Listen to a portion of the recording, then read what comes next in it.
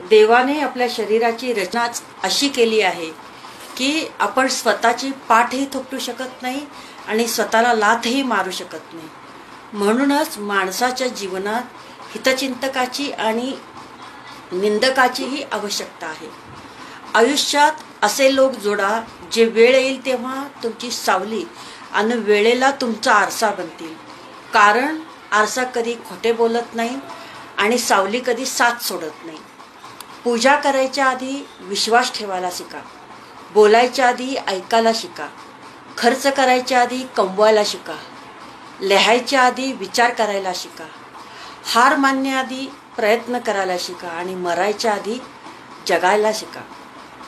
जीवनात एवढाही चुका करू नका की पेन्सिलीच्या अगोदर रबर संपून जाईल आणि रबराला एवढाही वापरू नका की जीवनाच्या अगोदर कागद फाटून जाईल.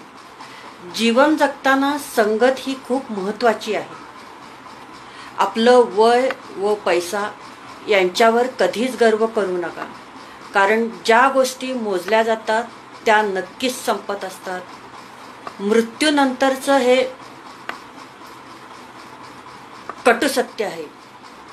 पत्नी ही दरवाजापर्यंत असते, समाज हा स्मशानापर्यंत असतो आणि पुत्र अग्निदानापर्यंत. फक्त आणि फक्त कर्म मोक्षापर्यंत असते. जिच्या उदरात जन्म होतो ती माता आणि जिच्या उदरात अस्त होतो ती माती. यातील वेलांटीचा फरक म्हणजेच माणसाचे जीवन. वाचा आणि पुढच्या ग्रुपमध्ये तुम्ही हा शेअर करा.